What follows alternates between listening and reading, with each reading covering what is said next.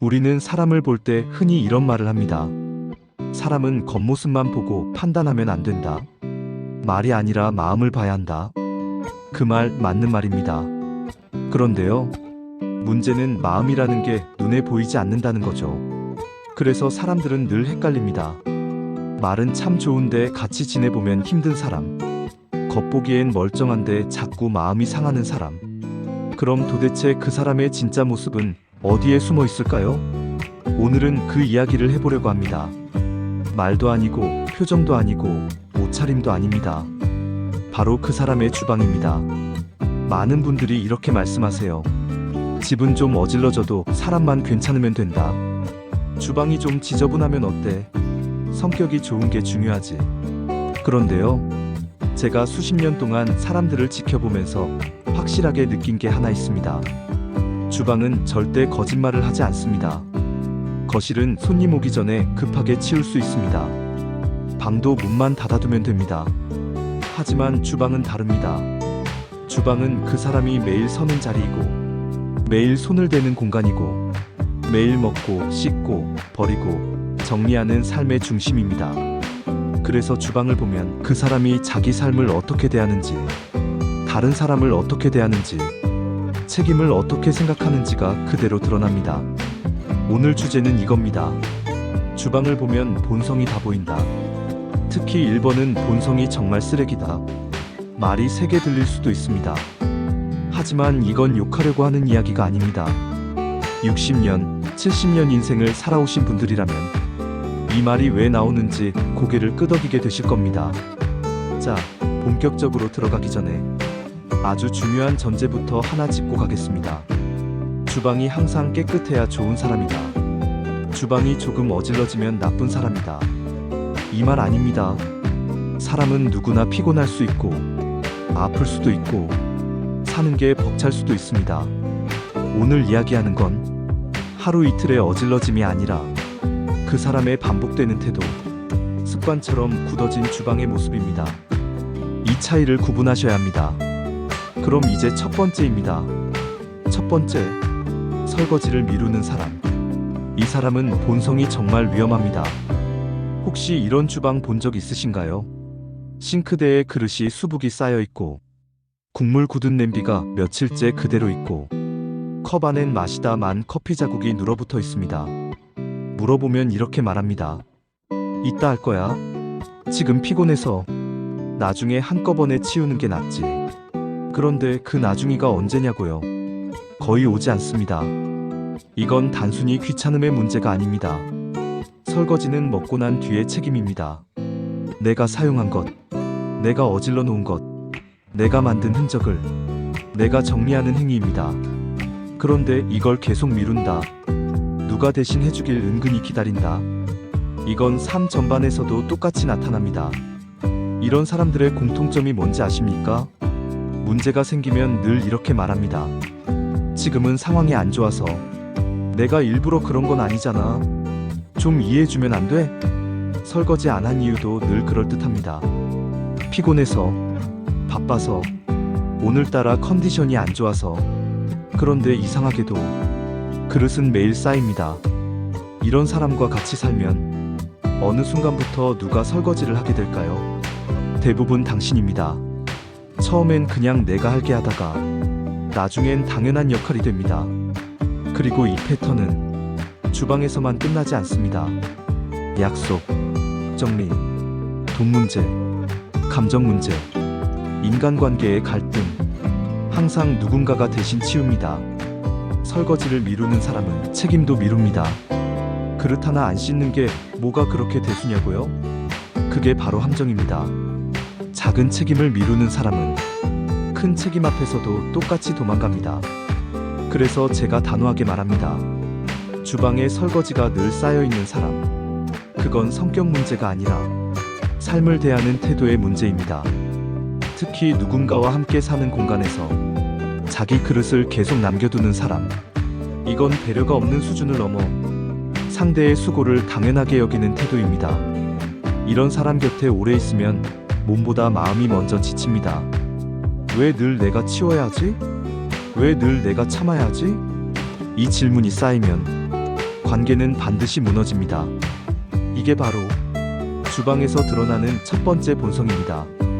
앞에서 말씀드린 첫 번째 유형, 설거지를 미루는 사람 이야기. 많은 분들이 고개를 끄덕이셨을 겁니다. 아마 이런 생각도 드셨을 거예요. 맞아. 우리 집에도 저런 사람 있었지. 예전에 같이 살던 그 사람이 딱 그랬어. 주방이라는 공간이 무서운 이유는요. 한번 보면 그 사람의 말이 아니라 그 사람의 반복된 선택이 보이기 때문입니다. 이제 두 번째 이야기로 넘어가겠습니다. 두 번째, 주방이 항상 더러운데도 전혀 불편해하지 않는 사람입니다. 이건 단순히 정리를 못하는 사람과는 다릅니다. 아주 중요한 차이가 있습니다. 정리를 못하는 사람은 마음이 쓰입니다. 머릿속으로는 이렇게 생각합니다. 아, 좀 치워야 하는데. 이렇게 두면 안 되는데. 그런데 이 유형은 다릅니다. 아예 신경을 안 씁니다. 음식물 찌꺼기가 남아있어도, 싱크대 배수구에서 냄새가 올라와도, 행주가 축축하게 걸려있어도 아무렇지 않습니다. 그리고 이렇게 말합니다. 사는 게 다 그런 거지. 이 정도는 다들 그래. 너무 예민한 거 아니야? 이 말 많이 들어보셨죠? 이 유형의 진짜 문제는 주방이 더럽다는 게 아닙니다. 불편함에 대한 감각이 무뎌졌다는 겁니다. 주방은요, 사람이 매일 입에 넣는 것을 다루는 곳입니다. 청결이 무너지면 가장 먼저 몸이 반응합니다. 그런데도 전혀 신경 쓰지 않는다? 이건 자기 몸에 대한 존중이 낮다는 신호이자 타인에 대한 배려 기준도 낮다는 뜻입니다. 이런 사람과 같이 살면 처음엔 이렇게 시작됩니다. 내가 좀 더 깨끗한 편인가 보다. 그런데 시간이 지나면 이렇게 바뀝니다. 왜 항상 내가 예민한 사람이 되는 걸까? 상대는 늘 편안합니다. 불편함을 느끼는 쪽은 언제나 당신입니다. 주방에서 시작된 이 불균형은 관계 전체로 번집니다. 대화에서도, 약속에서도, 감정에서도 항상 네가 너무 예민해. 그 정도는 넘길 수 있잖아. 이 말로 모든 걸 덮습니다. 주방에서 더러움을 견디는 사람은 관계에서도 불편함을 타인에게 떠넘깁니다. 자, 세 번째입니다. 주방은 깨끗한데 자기 흔적만 남기는 사람입니다. 이 유형이 제일 헷갈립니다. 겉으로 보면 멀쩡해 보이거든요. 싱크대는 깨끗합니다. 바닥도 깔끔합니다. 그런데 자세히 보면 이런 특징이 있습니다. 자기 컵은 늘 따로, 자기 접시는 늘 제자리에, 자기 쓰는 양념통은 깨끗. 그런데 공용 물건은 대충입니다. 행주는 아무렇게나, 도마는 탁담한 상태, 싱크대 주변은 늘 남의 목. 이 사람들의 공통된 말버릇이 있습니다. 나는 내 건 다 치웠어. 나는 피해 안 주잖아. 맞는 말처럼 들리죠. 그런데 뭔가 이상합니다. 주방은 혼자 쓰는 공간이 아닙니다. 공용 공간입니다. 공용 공간에서 자기 것만 챙기는 사람. 이건 깔끔함이 아니라 이기심입니다. 이런 사람은 관계에서도 똑같습니다. 내 감정은 중요하지만 네 감정은 네가 알아서 해. 내 기준은 철저하지만 내 사정은 고려 대상이 아닙니다. 같이 살면 항상 이런 느낌이 듭니다. 같이 있는데 같이 있는 느낌이 없다. 주방에서조차 함께를 생각하지 않는 사람은 인생의 중요한 순간에서도 혼자만 빠져나갈 준비를 합니다. 네 번째로 넘어가겠습니다. 네 번째, 주방 정리를 항상 말로만 하는 사람입니다. 이런 분들 계십니다. 치워야지. 오늘은 꼭 할 거야.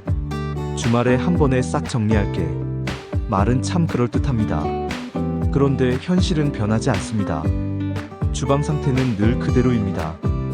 이 유형의 특징은 간단합니다. 말이 행동을 대신합니다. 정리를 했다는 느낌을 말로 먼저 가져갑니다. 그래서 실제로는 아무것도 안 해도 마음은 편합니다. 이런 사람과 같이 살면 어느 순간부터 말이 사라집니다. 왜냐하면 말을 믿어본 적이 너무 많기 때문입니다. 주방에서 말만 앞서는 사람은 인생에서도 똑같습니다. 도와줄게. 내가 책임질게. 다음엔 다를 거야. 하지만 바뀌는 건 없습니다. 주방은 말이 아니라 결과가 남는 곳입니다. 그래서 주방을 보면 그 사람의 신뢰도를 알 수 있습니다. 앞에서 4가지 유형을 쭉 살펴봤습니다. 설거지를 미루는 사람, 불편함을 못 느끼는 사람, 자기 흔적만 남기는 사람, 말로만 정리하는 사람.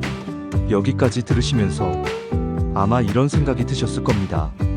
다 비슷비슷한 것 같은데 왜 굳이 1번이 제일 위험하다고 하는 걸까? 이제부터 그 이유를 말씀드리겠습니다. 주방에서 설거지를 미루는 사람. 이 사람의 본성이 왜 가장 위험하냐면요. 이 사람은 책임을 미루는 걸 너무 자연스럽게 배웠기 때문입니다. 처음엔 아주 사소합니다. 그릇 하나, 컵 하나, 냄비 하나. 그런데 이 사소함이 매일 반복됩니다. 그리고 반복은 사람을 만듭니다. 이런 사람의 머릿속에는 항상 이런 구조가 자리 잡고 있습니다. 지금은 안 해도 된다. 누군가 하겠지. 나중에 하면 되지. 문제는요, 이 생각이 주방에서만 끝나지 않는다는 겁니다. 돈 문제에서도, 감정 문제에서도, 갈등 상황에서도 항상 같은 패턴이 나옵니다. 조금만 버티면 넘어가겠지. 조금만 미루면 조용해지겠지. 그래서 결국 문제가 해결되는 게 아니라 누군가가 대신 감당합니다. 부부 사이에서는 한 사람이 계속 참게 되고, 자식과의 관계에서는 한 사람이 계속 희생합니다. 주방에서 설거지를 안 하는 건 게으름이 아닙니다. 나는 책임져도 되고 너는 책임져야 한다는 무의식적인 믿음입니다. 그래서 이 유형은 나이가 들수록 더 위험해집니다. 젊을 땐 그래도 체력으로 버텨줍니다. 주변 사람들이 덮어줍니다. 하지만 나이가 들면 주방은 곧 삶 그 자체가 됩니다. 먹는 것, 약 챙기는 것, 위생, 생활 리듬, 이걸 관리하지 않는 사람은 결국 자기 삶도 타인의 손에 맡기게 됩니다. 그럼 이제 이런 질문이 생기죠. 주방이 좀 어질러져 있으면 그럼 그 사람을 멀리해야 하나? 아닙니다. 여기서 정말 중요한 구분을 하나 알려드릴게요. 의지가 없는 사람과 여력이 없는 사람은 다릅니다. 여력이 없는 사람은 미안해합니다. 눈치를 봅니다. 고맙다는 말을 합니다. 하지만 의지가 없는 사람은 당연하게 여깁니다. 주방을 보면 이 차이가 아주 분명하게 드러납니다. 여력이 없는 사람의 주방은 어질러져 있어도 마음이 남아 있습니다. 의지가 없는 사람의 주방은 늘 그대로인데 말은 많습니다. 그래서 주방을 볼 때는 상태가 아니라 태도를 보셔야 합니다.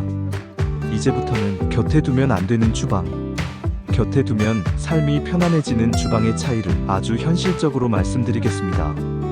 먼저, 절대 가까이 하면 안 되는 주방입니다. 이런 특징이 있습니다. 설거지가 쌓여 있어도 아무 말이 없다. 미안하다는 말도 없다. 정리 이야기를 꺼내면 바로 변명부터 나온다. 누가 치워주면 고맙다는 말보다 당연한 듯 행동한다. 이 주방은요, 사람의 본성이 이미 굳어 있습니다. 바꾸려고 하면 갈등이 커지고, 참고 살면 내가 무너집니다. 반대로 곁에 두면 삶이 편안해지는 주방은 이런 모습입니다.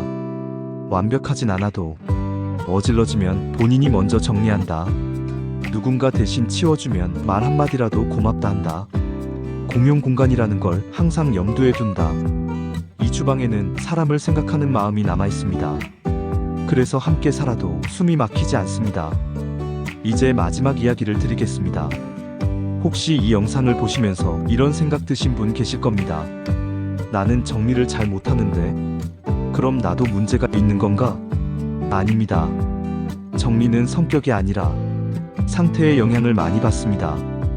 몸이 아플 때, 마음이 지칠 때, 삶이 벅찰 때 주방은 쉽게 무너집니다. 그럴 땐 자책하지 마세요. 대신 아주 작은 신호 하나만 지켜보시면 됩니다.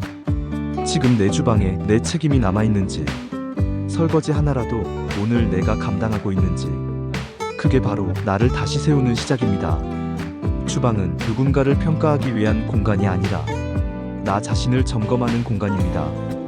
오늘 이 이야기를 통해 사람을 보는 눈이 조금 더 또렷해지셨다면 그리고 내 삶을 조금 더 가볍게 만들 수 있는 기준이 생기셨다면 그걸로 충분합니다. 주방을 보면 그 사람의 본성이 보입니다. 그리고 무엇보다 내 주방을 보면 지금 내 마음의 상태가 보입니다. 오늘 하루 설거지 하나, 컵 하나, 조용히 정리해 보셔도 좋겠습니다. 그건 청소가 아니라 나를 돌보는 행동이니까요. 오늘 이야기를 들으시면서 누군가는 고개를 끄덕이셨을 수도 있고 누군가는 마음이 조금 불편하셨을 수도 있습니다. 그런데 그 불편함은 누군가를 판단하라는 신호가 아니라 내 삶을 한번 돌아보라는 신호일지도 모릅니다. 주방은 늘 그 자리에 있습니다. 말이 없어도 핑계를 대지 않아도 조용히 우리를 비춰줍니다. 오늘 영상이 사람을 보는 기준이 조금 더 또렷해지는데 그리고 내 삶을 조금 더 편안하게 만드는데 작게나마 도움이 되셨다면 그걸로 저는 충분히 보람을 느낍니다. 이런 이야기들이 마음에 남으셨다면 구독 한번 눌러주시고 좋아요로 응원해주시면 앞으로도 나이 들수록 꼭 알아야 할 이야기, 삶이 덜 힘들어지는 이야기, 사람에게 덜 상처받는 이야기 계속해서 정성껏 전해드리겠습니다. 또 이 영상이 떠오르는 분이 있다면 말없이 공유해주세요. 말 한마디보다 이런 이야기 하나가 그분에게는 더 큰 도움이 될 수도 있으니까요. 여러분의 구독과 좋아요 그리고 공유 하나하나가 이 채널을 계속 이어가게 하는 힘이 됩니다. 오늘도 끝까지 함께 해주셔서 진심으로 감사합니다. 다음 영상에서 또 뵙겠습니다. 글빛 노트였습니다.